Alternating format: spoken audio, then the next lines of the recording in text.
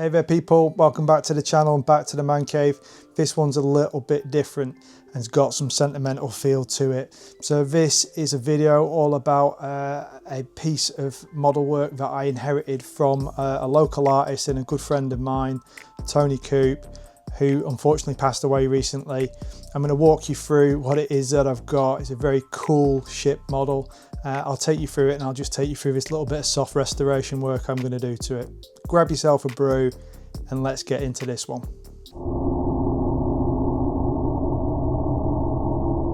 Tony Coupe was a local artist and dog breeder for many years over here in Marple in Stockport in the UK.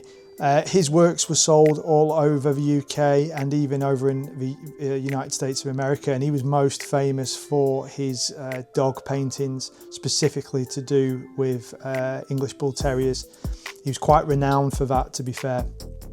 Tony was a lovely bloke, an absolute character. He had many a story about how his life had sort of progressed and evolved. But one of the things that he did do in his life was have a model shop, and that was one of the things that me and him had in common.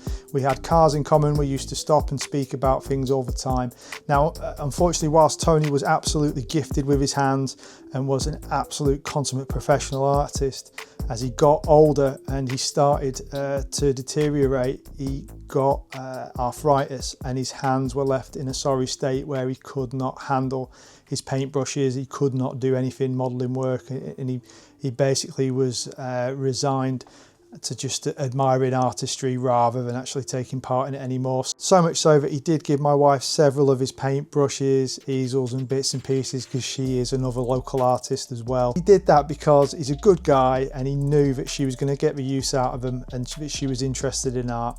She always spent a bit of time with him, talking with him, and just generally trying to not make him feel lonely. He was a bloke that was on his own towards the end, and unfortunately didn't have a wife or anything to lean on, so unfortunately he did spend a lot of time on his own. So with Tony owning a model shop, one of the chaps who used to buy models from Tony, who was a professional model builder, took one of the kits from Tony and built it for him, and this is the kit that he built for Tony.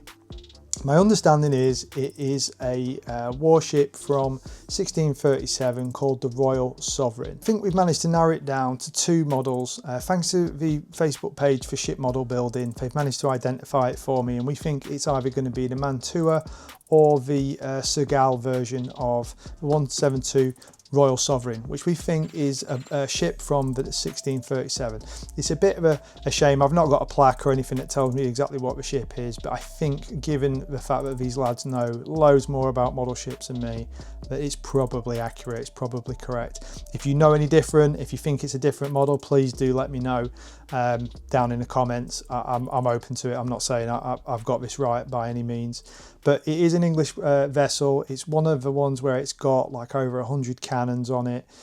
So I'll do a bit of research, I'll look at what it is, I'll tell you a little bit more about it. So soft refurbishment wise, the actual ship itself is generally in good condition, but it's really dusty is number one. So one, it needs a really good dusting. I'm going to try and clean that off and get that to a position where it's just that little bit neater and it's been dusted off. There are a couple of bits of repairs in certain places that are going to need to be done. There is a small crow's nest type arrangement at the front which looks like it's been knocked off at some point and has snapped a small part of the wood. Good news is when I've offered that up and had a look at it, it does look like that should just glue straight on. So I'll have a look at that and try and fix that part, as well as the actual bit where it's snapped at the end of the like front mast. Forgive me, I don't know all the nautical terms for it. There is a flag pole as well that looks like it's snapped, so I'm going to repair one part first and then do the flag pole, and that should then put the front end back to where it should be. There are a couple little minor things as you go around, so there are some bits of the rigging that just need sort of gluing back in place, where you've got some of the holders at the bottom of the rigging itself. And then there is a couple of the trapdoors for the cannons where they come out of the side, where there's two that I think are missing. I've definitely got one of them where I can glue that back on and have a look at it, but I'll have a look at the other one as well. Then the third thing is that the actual base that it's on that holds the ship in place is now fatigued quite a bit, and the glue has come off and one of the sides is actually loose. So even though it does hold the ship in place when the ship weight is on it, when you take it off, it does move. So we're going to take that apart, clean it up and put it back together and get it right. I'm excited for this. I was gutted when Tony passed away. Luckily, the person who was handling his estate knew that we were friends, knew that I was into models. Tony was actually going to help me try and source a wooden ship model at one point. I've got a load of wooden ship building books I can show you, but I was always massively intimidated by actually building them and didn't really know where to start. And Tony was helping me with that in trying to pitch me at the correct level, because he used to sell the models himself, so he had a good idea about all of that. But this one's got a load of sentimental feel to it. This is going to be my way of remembering Tony. You'll probably end up seeing this on the back of the man cave as the videos and stuff are recorded as well. It will be at the back of the man cave from here on in. So yeah, looking forward to this. Let's have a look and see what the ship's like. The Royal Sovereign was a ship that was made in 1637 and was originally named the Sovereign of the Seas. It was a 102 gun first rate ship, and it was launched in the year 1637. It was renowned for its lavish ornamentation and was the most powerful warship of its time.